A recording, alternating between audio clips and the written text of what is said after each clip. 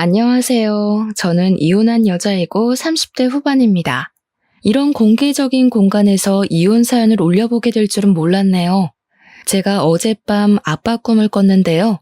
우리 아빠는 어쩔 수 없는 사정 때문에 좀 빨리 단명하셨어요.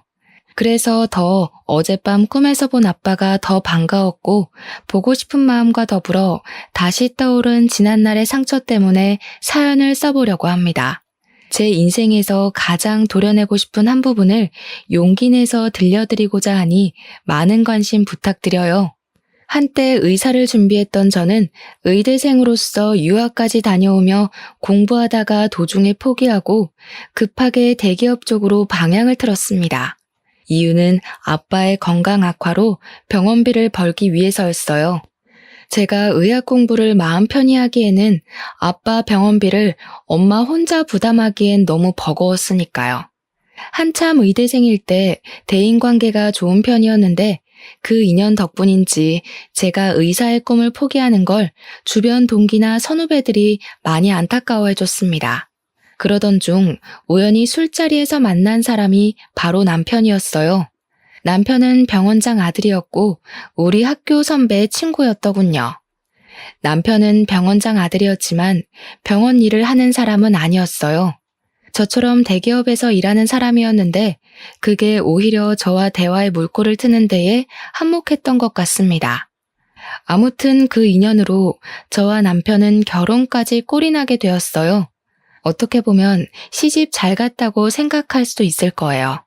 실제 제가 결혼할 때 사람들이 다 저보고 땡 잡았다고 했거든요. 사실 저도 초반에 그렇게 생각했고 우리 친정 부모님도 사위를 과분한 존재로 생각했었습니다. 일단 저와 친정 부모님의 마음을 뒤흔들었던 건 남편의 배경보다는 지극한 효심 때문이었어요. 남편은 어른에 대한 마음가짐이 참 기특한 사람이었습니다. 기본적으로 어른한테 예의가 바르면 됨됨이가 된 사람이라고 생각했거든요. 제가 그 사람의 인생 모든 걸 낱낱이 알아볼 수 없었기에 사람을 판단하는 데에 그것이 최선이라서 봤습니다. 결혼을 마음먹게 된 이유가 그게 제일이었어요. 남편의 효심은 우리 친정 부모한테까지 뻗쳤는데요. 아빠가 그때 간경화라서 몸이 급격히 안 좋았습니다. 남들은 아빠가 사위 데리고 술도 같이 한잔하면서 딸 부탁하고 술친구도 하고 그러던데 아빠는 사위한테 그렇게 해줄 수 없어서 미안해했어요. 하지만 남편은 다른 방법으로 아빠와 말동무가 되어주었는데요. 남편이 시부한테 개인적으로 부탁해서 우리 아빠를 시부 병원으로 옮겼어요. 그리고는 시부가 병원장으로서 우리 아빠를 많이 신경 써줬고 남편은 퇴근하고 시간 내서라도 병원에 들러서 우리 아빠에게 얼굴을 비췄습니다. 시부 병원이 남편 집 가는 방향에 있어서 남편이 병원을 더 잘 들여다볼 수 있었죠. 처음엔 너무 관심을 과하게 줘서 괜히 남편한테 부담될까봐 그렇게까지 하지 않아도 된다고 그랬거든요. 그런데 남편이 그저 좋아해서 한다는 말 때문에 더는 말릴 수가 없었습니다. 저보다 더 많이 신경을 써주니 얼마나 든든하고 고마웠는지 모르죠. 당연히 결혼하기 전에는 이렇다 할 문제가 없었습니다. 시부모님 두 분 다 제가 의료계에서도 일했고 대기업에도 종사하고 있으니 자기네 집안과 찰떡궁합이라면서 좋아해줬어요. 그런데 대체 어찌 된 건지 결혼을 하고 나니까 도드라지게 제 심기를 건드는 사람이 있었는데요. 바로 시모였어요. 시부도 괜찮고 남편도 괜찮았는데 유독 시모만이 성질머리가 구시대적이었다는 겁니다. 이런 식으로 표현하는 게 맞을지 모르겠는데 제 기준에서 시모는 다소 조선시대 발상을 갖고 있었습니다. 아마 이렇게만 말해도 알아듣는 며느리분들 계실 겁니다. 앞뒤 꽉꽉 막혀서 그저 보복 심리로 옛날 며느리상을 밀어붙이는 어른들을 말하는 거예요. 그게 저를 너무 괴롭게 만들었다는 거죠. 주로 어떤 식이었냐면요. 일단 저희 친정집 얘기부터 들어보시고 비교해보세요. 친정을 찾아가면 부모님은 우리 남편을 볼 때마다 늘 부둥부둥 해주고 잘 챙겨줍니다. 아빠가 병원에 입원해 있으니 저희는 주로 병원을 찾거나 아니면 엄마 혼자 있는 친정집을 방문했거든요. 병원으로 가든 집으로 가든 친정 부모님은 저랑 남편이 괜히 마음의 부담을 느껴서 힘들까봐 한 번도 자고 가란 말 한 적 없었고 더 있다 가라며 붙잡은 적도 없었습니다. 섭섭할 만큼 또 언제 올 거냐고 물은 적이 없었죠. 친정 부모님도 분명 우리랑 더 오랜 시간을 보내고 싶을 거예요. 부모들 마음이 다 비슷하지 않겠습니까? 그런데도 저희 부모님은 꼭 2~3시간 얼굴 보는 걸로 족하다며 빨리 헤어지려고 했고 그걸로 모자라 가끔씩 우리에게 와준 걸로 고맙다며 용돈도 주고 식사도 대접해 주었어요. 저랑 남편은 친정 부모님한테 가면 그저 품 안의 새끼들이나 다름없었죠. 그래서 제가 더 시댁을 조선시대 발상에 갇힌 곳처럼 갑갑하게 느꼈는지도 몰라요. 시댁은 친정과 완전히 반대되는 분위기였습니다. 간섭이랑 잔소리는 기본이었고 희한하게 며느리에게만 계급을 나눴습니다. 가장 하찮게요. 우선 시모가 남편과 저를 대놓고 차별했는데요. 남자와 여자가 할 일이 나눠져 있다고 생각하는 사람이었어요. 당연하겠죠. 시모가 그런 시집살이를 당했을 테니까요. 그리고 명절 때면 시댁에 내려가는 것까진 당연하게 받아들일 수 있었어요. 하지만 시댁에 가서 무조건 1박 2일 자야 하는 건 좀 힘들었습니다. 우리 집이 시댁과 그리 먼 곳도 아니었거든요. 근데 시모는 원래 시댁에서 자는 게 도리라고 고집을 엄청 부리세요. 그러면서 친정에 가는 건 그렇게 눈치를 주셨죠. 그래도 친정에 갈 수 있는 것만으로도 다행이었습니다. 결혼 후 첫 명절 땐 3박 4일 통째로 시댁에 잡혀서 일을 해야 했거든요. 그땐 친정에 아예 못 가서 친정 부모님한테 얼마나 죄송했는지 모릅니다. 친정아빠가 몸이 성치 않아서 같이 있을 수 있는 한 무조건 가족끼리 시간을 많이 보내고 싶어서 더 속상했었어요. 그래도 남편이 제 사정을 알고 있었기 때문에 안 좋았을 제 마음을 이해해 줬습니다. 그래서 2번 다신 명절 통째로 날리는 일 없도록 남편과 잘 합의 봤어요. 첫 명절엔 시모가 갑자기 아픈 바람에 어쩔 수 없는 상황이라 저도 남편의 마음을 이해해 줬죠. 아마 그 뒤로 시모가 제게 친정 가는 걸 더 눈치 줬던 걸로 기억합니다. 그리고 시모는 손주 문제 가지고도 사람을 피곤하게 만들었어요. 어떤 날엔 아예 나를 잡아서 귀에서 피가 날 만큼 주야장천 얘기하시더라고요. 그때는 저랑 남편이 일하는 데만 치중하고 있었을 시기라서 아직 아이 생각이 없었거든요.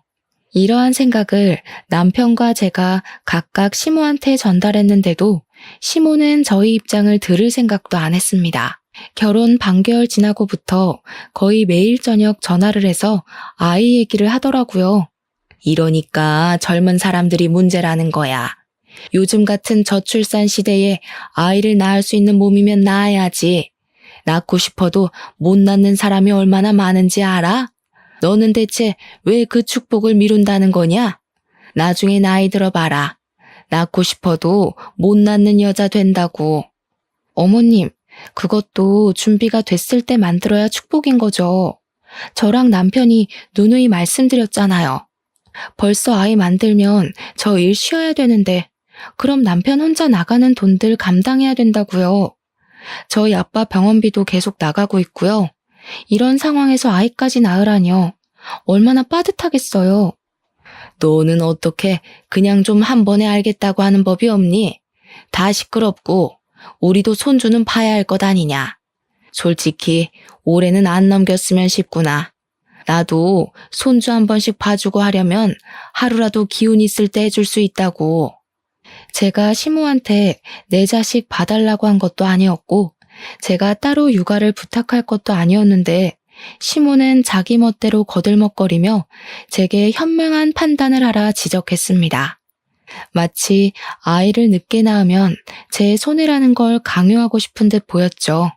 저는 책임감 없이 아이 낳고 불행한 삶을 사는 것보단 기본적인 기반은 쌓고 전진하고 싶었어요. 안 그래도 아빠 건강이 갈수록 안 좋아지던 때라서 예민했거든요. 그 상황에서 무슨 아이를 만들겠습니까?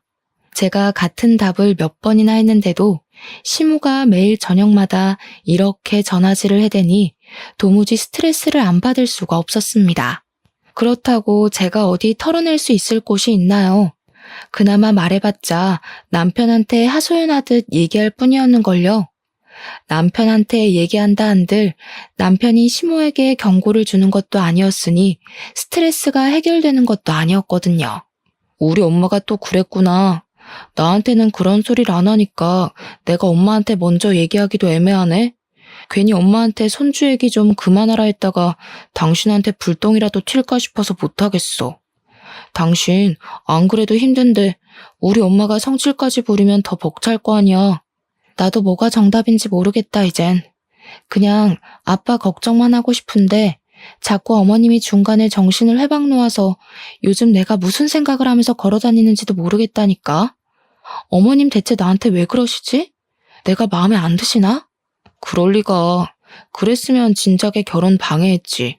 지금 당신 상황이 힘들어서 그런가 자꾸 안 좋은 생각만 하려는 것 같네. 일단 임신 부부는 내가 대신 고민해 볼 테니까 걱정하지 마. 그래도 남편까지 저를 들들 볶았다면 정말 정신을 못 차렸을 텐데 그나마 남편이 제 투정을 다 받아줘서 숨 쉴 작은 구멍 정도는 집구석에 남아 있었습니다. 저는 친정아빠의 건강이 더 안 좋아졌다는 소식을 듣고 난 후부터 자주 병원을 방문했어요. 특히 평일에는 퇴근하면 거의 무조건 병실에 들렸다가 귀가했습니다. 이건 남편도 결혼하기 전부터 결혼 후까지 함께 해주는 부분이었고 제가 이렇게 하는 것에 대해서 다 이해를 해주었습니다. 근데 어느 날엔 남편이 시모한테 연락이 왔는지 볼일 있다고 병실에 못 들린 적이 있었습니다. 저 혼자서 친정 부모님 만나 뵈러 또 아빠 병실을 찾았죠. 그런데 하필 그 타이밍에 시모가 우리 신혼집을 찾아왔나 봅니다. 남편이 시댁을 방문하는 건 줄 알았는데 시모가 저희 집으로 오는 거였더라고요.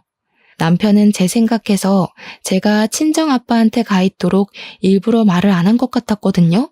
그래서 저는 전화 받기 전까지만 해도 시모가 저희 집에 있는 줄 모르고 있었습니다. 나다. 너 지금 어디니? 시간이 한참 늦었는데 집에 안 들어와서 전화해본다. 우리 아들은 벌써 들어와서 씻고 있거든? 언제 들어올 거니? 아, 어머님, 지금 저희 집에 계세요? 연락도 없이 오셨네요. 남편한테 들은 얘기가 없어서 어머님 계신 줄 몰랐어요. 저 지금 아빠 병실에 와 있어요. 아무래도 당장 집에 못 갈 것 같아요. 여기서 저녁 먹고 들어가기로 했거든요. 거기서 저녁을 먹겠다고? 그럼 나랑 우리 아들 저녁은 어쩌고? 난 당연히 너 오면 저녁상 받아 먹을 줄 알고 빈손으로 왔단 말이다. 나더러 여기까지 와놓고 쫄쫄 굶고 가란 말이니? 갑자기 전화해서 웬 밥 타령인지. 남편한테 용건이 있어서 찾아온 거면 남편한테 밥 얻어먹으면 될 것을 왜 저한테까지 전화해서 마음 불편하게 하는 건지 모르겠더군요. 평소에는 저희 집 물건 잘만 뒤지고 냉장고 점검도 불시하면서 좀 만들어 먹던가 아니면 사서 먹으면 되지 않나요? 제가 없다고 굶어 죽는 것도 아니고 원래 제가 시모에게 식사를 늘 대접했던 사람도 아니었거든요. 그러니 더 느닷없고 당황스러웠어요. 그러니까 시모한테는 감히 안주인되는 여자가 자기 남편의 끼니를 안 챙겨주고 늦은 시간까지 밖에 있다는 것이 용납 안 되었던 것 같았습니다. 시모는 한번 마음대로 판단하기 시작하더니 그 뒤부터는 작정하고 소설을 쓰기 시작했어요. 저를 여태 남편 밥도 안 해먹인 파렴치한 마누라라고 보았죠.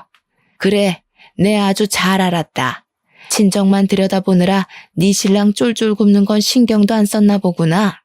네 시애비가 네 아빠를 지극정성으로 모시고 있는 줄도 모르고 감히 이런 식으로 나온다 그거지? 어디 지금처럼 계속 친정만 챙기면서 살아봐라.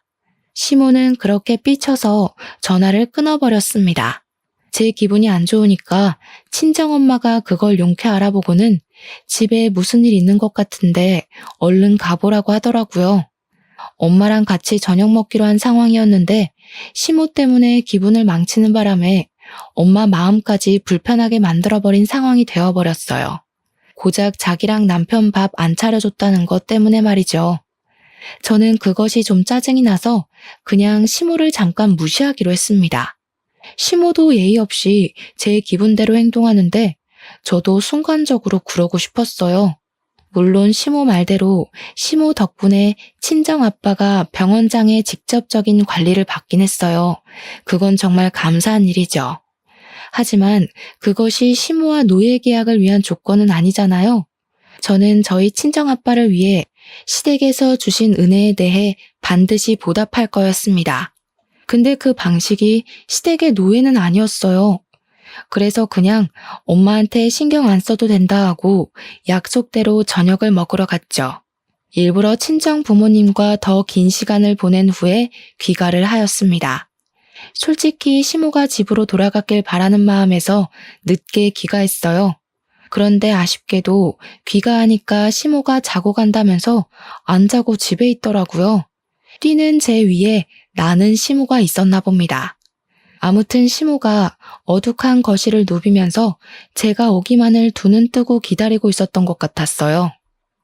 제가 시모한테 피곤한 낯짝으로 인사를 하니까 숨 돌릴 틈도 안 주고 공격을 하대요. 막 집에 들어온 저보고 친정 부모는 잘 만나고 왔냐고 하는 겁니다. 말투가 어딘가 모르게 안 입고 온 분위기를 풍겼어요. 그 느낌을 보니까 또 무슨 말로 사람 심기 건드릴까 싶더라고요. 나름대로 각오를 하고 시모 잔소리를 잠자코 들었는데요.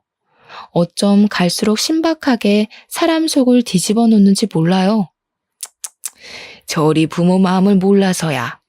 여자는 출가 외인이란 말 알지? 너네 부모 쪽에서도 딸이 결혼해서 잘 사는 걸 원하지 자꾸 찾아오는 거 안 좋아해. 네가 영 눈치 없는 것 같아서 말해주는 거다. 듣자마자 이건 또 무슨 해괴한 세뇌인가 싶더라니까요. 세상에 어느 부모가 자식이 품에서 떠났다고 영영 안 보길 원하겠습니까? 시모는 제가 자기보다 젊다고 뭣도 모르는 여자인 줄 아나 봐요. 그런 소리 하면 제가 식겁해서 출가 외인 신세를 받아들이기라도 할 것 같나 보죠? 왠지 시모의 신보가 짐작이 되어 더 기가 막혔는데요. 시모의 방정맞은 입은 정도를 모르고 결국 선을 넘어버렸어요. 그러니 앞으론 친정 가지 마라. 너네 친정만 챙기지 말고 남편을 챙기라고. 넌 결혼한 순간부터 남편 사람이라는 거 모르니? 세상 천지 어느 며느리가 너처럼 매일 친정에 들러붙어 있나 둘러봐라. 나 같은 시어머니는 양반인 거야. 안 그럼 너 진작에 맨발로 쫓겨났어. 시모는 감히 저더러 앞으로 친정을 가지 말라 선언했고 가더라도 무조건 자신의 허락을 받은 뒤 다녀오라고 하였습니다.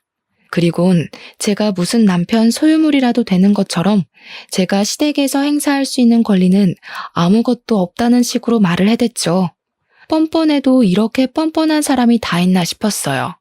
안 그래도 아빠가 그 전날 새벽 고비를 넘겼다고 해서 그날 얼굴 보고 엄마 마음 달래주고자 저녁 먹고 온 거였거든요.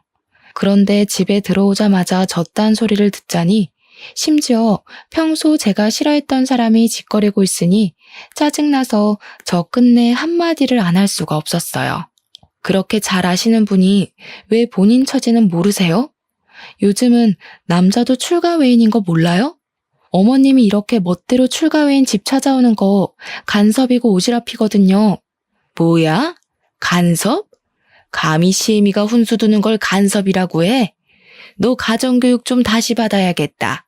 원래 며느리는 시집 오면 시애미한테 다 새로 배우는 거야. 교육은 어머님이 더 배우셔야겠어요. 제발 뉴스라도 보세요. 명절에 인사도 안 가려는 자식들 얼마나 많은지 모르겠어요? 제사까지 싹 다 없애자고 남편 종용하기 전에 적당히 하세요. 남편도 어머님 품 떠나서 제 사람 된 자식이니까 집착 좀 그만하시고 계속 찝쩍거리실 거면 제가 뭘 하든 신경 끄시던가요. 제발 좀 하나만 하시라고요. 제가 결혼하고 나서 목청을 크게 높여본 적은 그날이 처음이었을 겁니다. 저는 저 때문에 혈압 올라 보이는 시모를 내버려 두고 방에 들어가 버렸어요.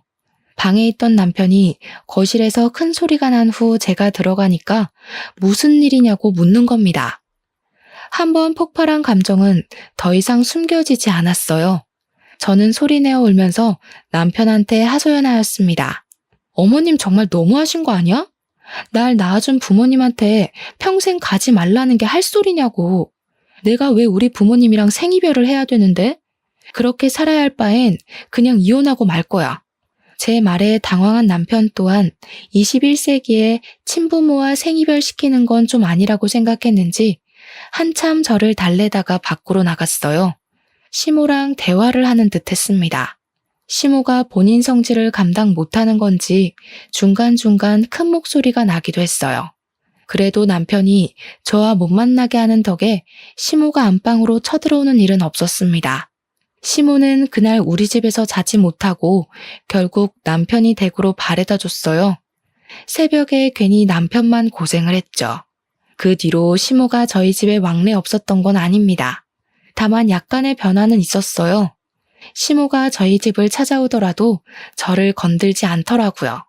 제가 뭘 하든 잔소리하는 사람이었고 그 시선을 제 뒤통수에 붙이고 있던 사람이었는데 이젠 자유롭게 내버려 두셨죠. 그렇다고 저랑 사이가 완만했던 건 또 아니었어요.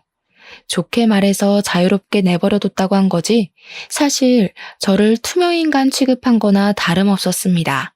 시모는 제가 인사를 해도 무시했고 식사를 준비해도 겸상을 안 했습니다. 그럴 거면 우리 집에 왜 자꾸 오는 건지 모르겠는데 자기 먹을 반찬과 밥을 따로 챙겨와서 냉장고에 넣어놓고 찬밥이랑 젓갈만 먹었어요. 어찌 보면 시위라고 볼 수도 있겠네요. 너무 신경 쓰이는 행동이었지만 신경 써달라고 발악하는 것 같아서 오히려 신경을 꺼버렸습니다. 저도 시모를 투명인간 취급했더니 신기하게도 시간 지날수록 마음이 점차 편해지더군요. 그렇게 좀 잠잠한 시간이 흐르는 것 같았어요. 하지만 역시 한 번 원흉은 영원한 원흉인가 봅니다. 어느 주말 아침에 또 사달이 나고 말았어요. 엄마가 저랑 남편이 좋아하는 반찬을 싸준 적이 있었는데요. 그걸로 아침상 차리려고 냉장고 뒤졌는데 감쪽같이 없어진 거예요.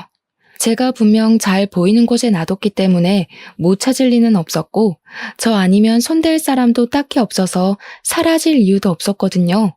근데 신기루처럼 없어졌길래 참 귀신 고칼 노릇이라 생각하면서 냉장고를 뒤졌는데요.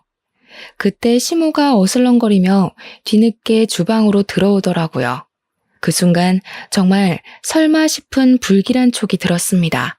그래서 시모한테 다짜고짜 반찬 어디 갔냐고 물어봐 버렸어요. 아, 그거? 곰팡이가 폈는지 냄새가 이상해서 다 갖다 버렸다. 대체 얼마나 묵혀뒀길래 음식 썩는 줄도 모르고 그렇게 처박아 둔 거니? 친정 신경 쓰느라 이젠 집안일까지도 점점 뒷전되는 거냐? 뭐라고요? 반찬이 썩다뇨. 그거 엊그제 챙겨온 건데 무슨 소리 하시는 거예요? 친정엄마가 남편 좋아하는 반찬까지 챙겨서 주신 거라고요. 응? 엊그제? 그럼 포장이 허술했나 보네. 분명 쉰내 났었어. 근데 앞으론 너네 엄마한테 그런 거 싸주지 말라고 해라. 내가 조금 맛보니까 간이 옳지도 않고 속만 버리겠더라. 그리고 너도 친정엄마한테 반찬 받아오는 습관 버려. 안주인이 직접 음식을 할 줄 알아야지. 너무 어이가 없어서 말문이 막힌 저를 두고 시모는 신이 나서 입을 나불거렸습니다. 나중에 애 낳으면 애 밥도 친정엄마한테 해달라고 할 거냐면서 끝도 없이 잔소리를 하셨어요. 그동안 제게 시비 못 걸어서 어떻게 참았나 싶을 정도로 악담이 소시지처럼 줄줄 잇따라 나왔죠. 그걸 듣는데 그동안 마음이 괜찮은 줄 알았던 저는 괜찮은 게 아니었단 걸 깨달았어요. 그저 우라가 내면에서 잠을 자고 있었을 뿐이었어요. 너무 화가 나서 아침부터 손발이 부들부들 떨렸던 저는 더 이상 시모가 시모로 보이지 않았습니다. 그 와중에 아침상이나 차리라며 제게 밥주걱을 쥐어주는 시모에게 더는 참지 못하고 주걱 냅다 던져버렸어요. 그리곤 제 분에 못 이겨 아악 소리 지르니까 시모가 놀라서 저를 쳐다보는 겁니다. 저더러 정신 나갔냐고 하대요. 저는 그런 시모에게 다가가 침을 튀기면서 얘기를 했어요. 어머님이 살아계시는 동안엔 손주 코빼기도 안 보여줄 테니까 꿈도 꾸지 마세요. 어머님은 죽었다 깨어나도 손주 볼 팔자 못 되고 시어머니 대우받을 팔자 못 되실 거예요. 제가 그렇게 만들 거예요. 그냥 이대로 뒤치다꺼리 받아줄 자식 하나 없이 외롭게 늙다 가도록 만들 거라고요. 저도 제가 그런 말을 할 수 있는 사람인 줄 몰랐습니다. 사람이 감당 못할 화를 느끼면 온몸에 기운이 빠지고 주체 못할 만큼 떨린다는 것도 그때 처음 느껴봤어요. 정말 다신 느끼고 싶지 않을 최악의 감정이었죠. 저는 그대로 겉옷만 챙겨서 친정 부모한테로 갔습니다. 친정 부모님을 보니까 눈물이 나서 엉엉 울면서 또 하소연해 버렸어요. 부모님은 병원장인 시부에게 감사해서 사돈으로서 잘하고 싶은데 힘들어하는 저를 보면 가슴 미어지게 미안해서 이도저도 반응하질 못하셨어요. 전 그게 또 제 나름 불효를 저지르고 있는 것 같아서 괜히 죄송했습니다. 조금만 더 참아볼 걸 하고 뒤늦게 후회를 했죠. 그런데 제가 결국 시모를 화날 대로 화나게 했는지 결국 일이 커져버렸어요. 시모가 개념 없다는 건 알고 있었지만 상상 이상인 줄은 몰랐거든요. 근데 정말 어떻게 해볼 심산으로 친정아빠 병실까지 찾아왔더라고요. 당장 내 남편 병원에서 나가요. 내가 전현하는 꼬락서니 때문에 도무지 이대로 넘어갈 수가 없네요. 감히 시애미한테 저주를 퍼부었으면 그만한 대가 받을 각오는 했겠지. 시모는 저의 건방이 하늘을 찔러서 더 이상 봐줄 수가 없다며 막무가내로 저희를 쫓아내려 했습니다. 마침 남편이 따라온 터라 남편이 시모의 몸부림을 막고 있었어요. 저 또한 나가서 얘기하자고 시모를 밖으로 내몰았고 결국 이 소란이 병원장한테 올라가 시부까지 등장하는 사태가 발생했어요. 시부가 등장하자 시모는 저랑 남편을 뿌리치고 지원군을 얻었다는 듯 바로 시부의 팔짱을 꼈습니다. 저희 친정 부모님에게 사태질을 하면서 목청을 높였어요. 저 사람들 당장 내쫓아요. 우리가 가족이란 이유만으로 잘해주니까 이 사람들이 주제도 모르고 기어오르더라고요. 아무래도 우리로 호구로 본 것 같으니까 우리한테 까불면 어떻게 되는지 똑똑히 보여주자고요. 조용히 안 해? 지금 여기가 어딘지 몰라서 소란이야? 이 병원에서 당신 얼굴 모르는 직원들이 없는데 쪽팔리게 이럴 거야? 다 큰 어른이 돼서 말이야. 어디서 애들이나 하는 짓을 하고 있어? 여보, 내가 방금 집에서 무슨 일을 겪었는지 알아요? 당신 며느리 되는 년이 나보고 평생 외롭게 늙어 죽을 팔자로 만들 거라고 악을 썼다니까요? 시부는 시모의 가벼운 입을 틀어막으면서 일단 병원장실로 가자고 주위 시선들을 피했습니다. 시모는 당장 자기 편을 들어줄 거라 생각했던 시부가 되레 자기한테 소리치니 좀 당황한 것 같았어요. 그렇게 다 같이 시부 원장실로 간 저희는 그곳에서 시부에게 다시 상황을 설명해야 했습니다. 거기서 당연하게 시모가 먼저 발언권을 낚아챘죠. 시부한테 또 한 번 우리 아빠를 당장 쫓아내라고 소리쳤습니다. 시부는 정신없는 시모 얘기보다 제 이야기를 듣고 싶어 했어요. 저는 시모가 친정엄마 반찬을 허락 없이 버린 것부터 제가 겪은 일들을 전부 얘기했죠. 상황을 모두 들은 시부는 더욱더 시모를 다그쳤습니다. 다짜고짜 우리 아빠를 내치라는 시모의 발언에 그게 지금 말이 되냐고 철없는 소리 하지 말라는 식으로 시모에게 으름장을 놓으셨어요. 시모는 자기 입맛대로 상황이 안 돌아가자 또 자기 성질을 견딜 수 없었나 봐요. 도무지 저의 버르장머리를 견딜 수가 없다면서 갑자기 저한테 달려와 머리채를 잡아뜯기 시작했습니다. 내가 병원장 3호고 내 아들이 병원 건물 물려받을 사람이야. 감히 니까짓게 우리 집안이랑 어울린다고 생각해? 너한테는 내 재산 한 푼도 못 줘. 누가 재산을 달라 했나요? 대체 왜 자꾸 자기 망상에 빠져서 저를 괴롭히는지 모르겠더군요. 남편이랑 시부도 시모가 이렇게까지 누굴 미워하는 건 처음 봤는지 말리면서도 많이 당황스러워했습니다. 저는 결국 그 자리에서 엉망진창인 꼴로 오열을 하였어요. 제 처지가 서럽더라고요. 제가 뭘 바라고 가지려다 무너져서 이 꼴이 됐다면 어느 정도 제 처지를 받아들였을 거예요. 그런데 저 아무리 생각해도 대체 제가 뭘 잘못했는지 모르겠거든요. 억울해서 눈물이 너무 나더라고요. 이런 감정으론 도무지 친정 부모님한테 갈 수가 없어서 끝내 인사도 못하고 남편과 함께 집으로 돌아왔습니다. 시모는 시부한테 잡혀서 우리를 따라오지 못했어요. 집에 온 저희의 기분은 그야말로 먹구름 그 자체였습니다. 남편도 그동안 저랑 시모 사이에서 많이 힘들어했더라고요. 그건 미안했어요. 근데 그 때문에 남편이 제게 하는 말은 좀 서운했습니다. 도대체 왜 나한테 그러냐? 둘 다 왜 그래? 그냥 좀 서로 양보하고 지낼 순 없는 거야? 사람 대 사람이잖아. 뭐가 문제라서 그게 안 되는 건데? 엄마는 나이가 많아서 그렇다 쳐. 당신은 엄마보다 젊고 훨씬 깨어있는 사람이면서 왜 이렇게 답답한 짓만 해? 뭐? 그게 지금 할 소리야? 막말로 당신이 중간에서 잘했으면 어머님이 당신 무서워서라도 저런 식으로 못했겠지. 나만 이 관계에 대해 문제가 있는 거라고 생각해? 당신 엄마잖아. 당신 엄마가 이유 없이 나한테 시비 걸고 있는 거 보면 좀 나서서 방패해 줄 수 있는 거 아니야? 나라고. 뭐 장인어른 장모님이 무조건 마음에 들어서 그렇게 웃는 낯으로 만나는 줄 알아? 나도 가끔은 회사에서 스트레스 받고 오면 다 짜증나고 귀찮을 때 있어. 근데도 티 안 낸다고. 야, 비교할 걸 비교해. 당신은 회사에서 스트레스 받지? 나는 회사에서 받은 것만큼 당신 엄마한테서 더 받아. 당신도 당신 엄마가 얼마나 말도 안 되는 사람인지 눈으로 보고 듣고 했잖아. 근데도 내가 이해 안 된다는 거야? 나도 이제 모르겠다. 그냥 될 대로 살래. 당신이랑 엄마가 싸우든 말든 신경 안 쓸 거니까 나한테 얘기하지 마. 언제는 신경 쓴 것처럼 얘기한 것도 좀 웃기더군요. 아무튼 남편이 저와 시모와의 갈등을 그저 관찰자 시점에서 지켜보고 있었던 이유는 매번 더 큰 피해를 줄이기 위해서라고 했었는데요. 저는 그걸 괜히 불똥 튈까봐 핑계댄 거 아니냐고 마지막까지 지적하며 자각시켜 주었습니다. 남편은 제 말에 대답도 안 하고 거의 포기하고 싶어하는 모습이었어요. 자기는 그놈의 중립 지키느라 아무것도 안 하고 보기만 했으면서 뭐가 그렇게 지친다고 울상을 짓는 건지 모르겠더군요.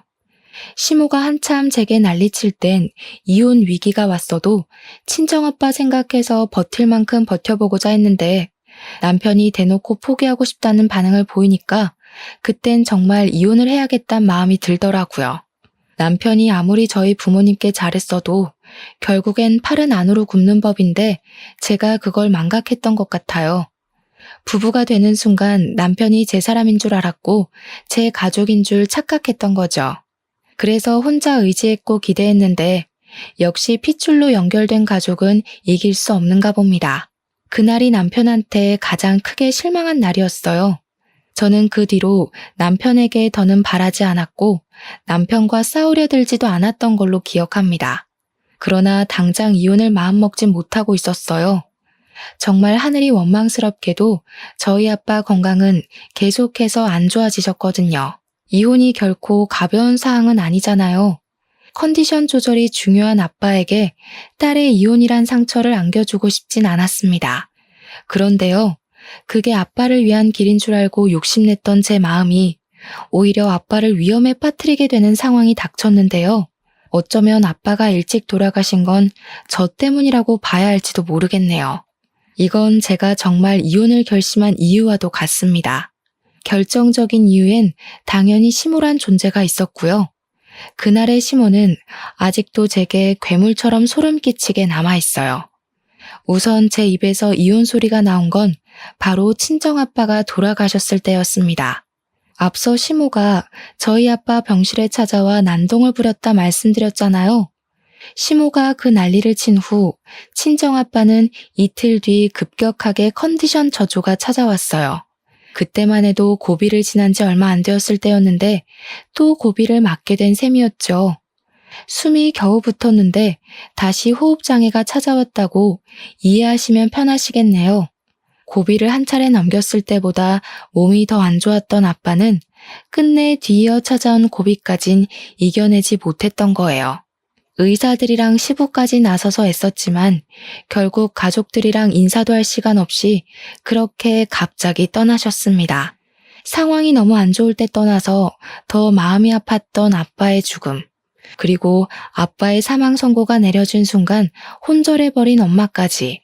그 소식을 한꺼번에 접했을 때 저는 세상에서 제가 제일 불행하고 슬픈 처지인 줄 알았을 만큼 괴로웠어요. 그래도 남편이 장인어른에 대한 정은 있었기에 함께 눈물은 흘렸습니다.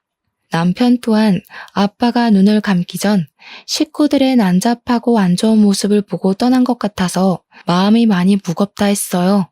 당신이 나한테 많이 실망했다는 거 알아.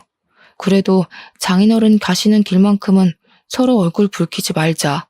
나 3일장 내내 당신이랑 장모님 잘 챙기고 싶어. 장인어른한테 부끄러운 모습 만회하고 싶다.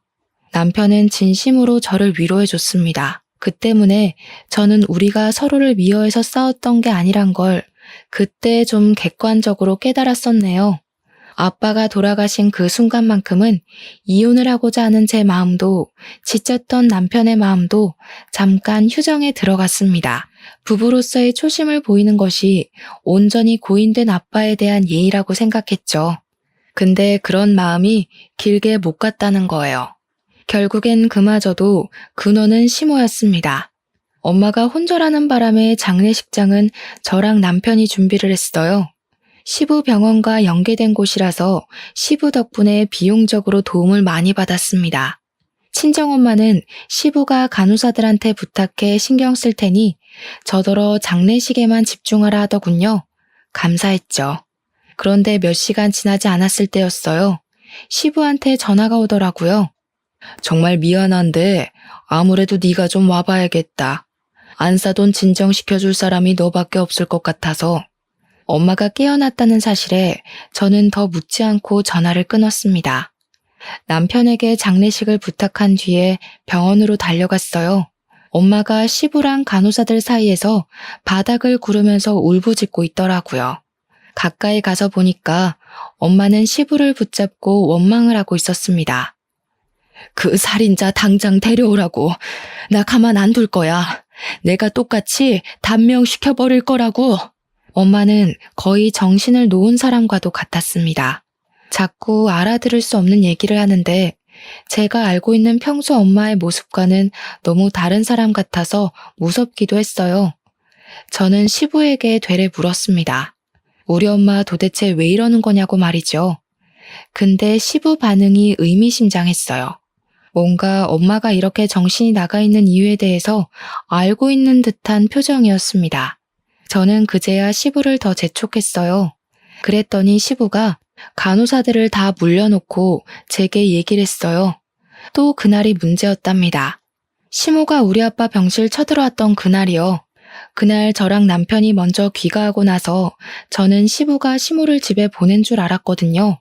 그런데 시모가 우리들 몰래 한 번 아빠 병실로 들이닥쳤다네요. 그럴 줄 몰랐고 갑작스러웠던 상황이라서 시모를 막아주는 사람은 아무도 없었답니다. 시모가 분에 못 이겨 멧돼지처럼 돌진했는데 속도 조절을 못하고 그만 아빠 위로 엎어진 거예요. 그걸 엄마가 뒤늦게 잡아당기면서 비명을 지르자 직원들이 병실로 들어왔고 다 같이 시모를 겨우 끌어내서 시모를 내쫓았다고 해요. 그때 우리 아빠가 잠깐 쇼크가 왔다고 합니다. 그 바람에 큰일 날 뻔도 했대요. 시부가 예상하길 아마 그 충격이 컨디션에 큰 문제가 되지 않았나 얘기를 하더라고요. 정말 미안하다. 내가 너랑 안사돈한테는 참 얼굴들 낯이 없어. 아무리 용서를 구해도 소용없겠지만 정말 미안하다는 말밖에 할 말이 없구나. 내가 바깥 사돈한테 감히 조의를 해도 되는 건지도 모르겠다.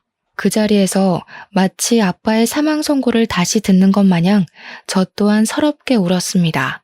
엄마가 시부를 원망하는 걸 말리던 것도 더는 못하고 그저 이런 인연을 끌고 와 버린 제 자신을 원망하기만 했죠.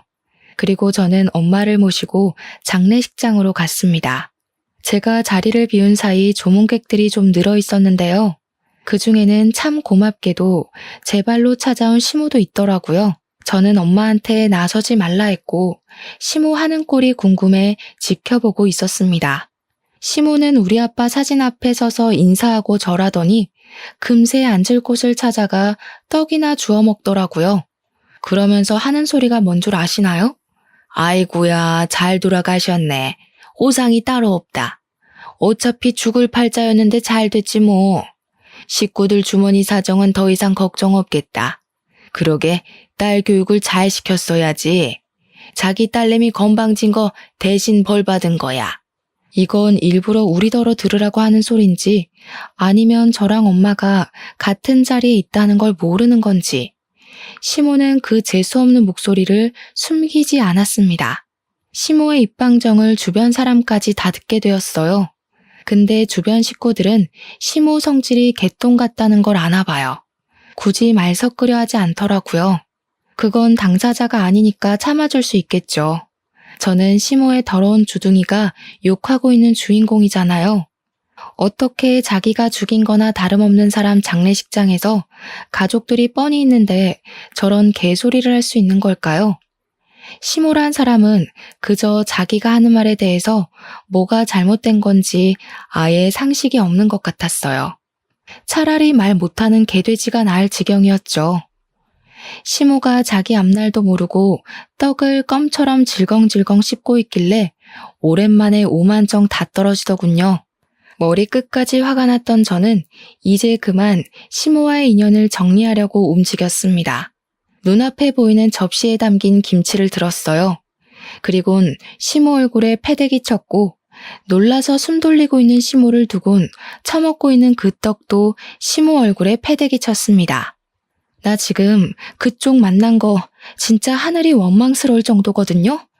근데 이제 나만 그런 거 아닐 거라서 이해해 보려고요. 그쪽도 앞으로 나 만난 거 하늘까지 원망하게 될 거예요. 내가 당신 인생 완전 똥통으로 만들어버린댔잖아요. 이 정신 나간 년이 아직도 정신 못 차렸네. 네 아빠 뒤진 걸로도 말을 안 듣겠다? 새파랗게 어린 네가 나를 이길 수 있을 거라고 생각해? 나 병원장 3호야. 내 말 한마디면 지금 네 아빠 장례식도 엎을 수 있다고. 시모 입에서 아빠가 언급되는 게 너무 싫었던 저는 식탁 위에 있던 육개장에 침을 뱉어 시모한테 또 퍼부어줬습니다. 시모는 제가 무슨 짓을 할지 지켜보고 있었으면서도 그걸 못 피해서 처맞고 있더군요. 병원장 3호? 당신 죽을 때는 와서 눈물 흘려줄 식구들도 없게 할 거라 했을 텐데 썩어 빠진 자궁 때문에 겨우 아들 하나 덜렁 낳았으면 며느리 하나 있는 것도 귀한 줄 알았어야지. 자기 노후 시궁창 만들고 싶어서 작정을 하셨네. 이 살인자녀나 어디 원하던 대로 혼자 한번 잘 살아봐봐. 저는 남편한테 가서 내 손으로 시모를 내쫓으면 머리채를 잡을 것 같으니 직접 데리고 나가라고 했습니다. 남편은 제가 시모에게 퍼붓는 동안 지켜보기만 할 뿐 아무것도 못했어요. 시부가 같이 있었는데 시부한테 시모의 행실을 다 들은 것 같더라고요. 저는 제 말대로 시모를 데리고 장례식장을 나가는 남편에게 마지막 인사를 남겼어요. 장례식 끝나는 대로 이혼하자고 말이죠. 남편은 대답 못하고 그냥 가버렸어요. 그렇게 짧고도 버거웠던 3일이 지나고 아빠를 보내드렸습니다. 이후 저는 망설임 없이 남편에게 이혼 소송을 걸었고 시모랑 남편을 대상으로 정신적 손해배상을 청구했어요. 그리고 시부가 손수 건네준 병원 임직원들 증언과 CCTV 영상을 확보로 시모의 행포를 법정에 고발할 수 있었습니다. 시모는 상해치사죄로 인정되어 무려 4년형의 징역을 살게 되었죠. 그 시기에 시부가 시모로부터 이혼 소송을 제기했다고 들었습니다. 저는 시모가 구속되기 전 몸도 마음도 빈털터리가 된 그 꼴을 직접 지켜보고자 법정에 나가 있었어요. 시모는 뒤늦게 제 다리를 붙잡으며 용서를 빌더군요. 살려달라고 구질구질하게 매달리는데 고작 이 천박한 아줌마 때문에 우리 아빠가 일찍 돌아가신 것 같아서 또 화가 나더라고요. 이제 진짜 외롭게 늙어 죽을 일만 남았겠네요. 그게 싫으면 깜빵 친구들이나 사귀어 보시던가요. 혹시 알아요?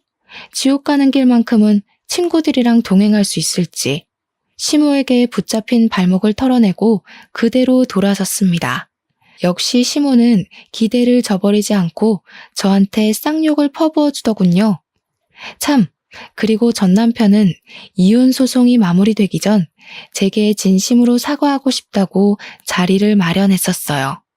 전 남편이 어른한테 예의가 발라서 좋아했었는데 그 마음이 아내와 엄마 사이에서 중간 역할을 못하는 걸로 연결될 줄은 또 몰랐네요. 어떻게 보면 전 남편과는 참 휴전 같은 만남이었을지도 모르겠어요.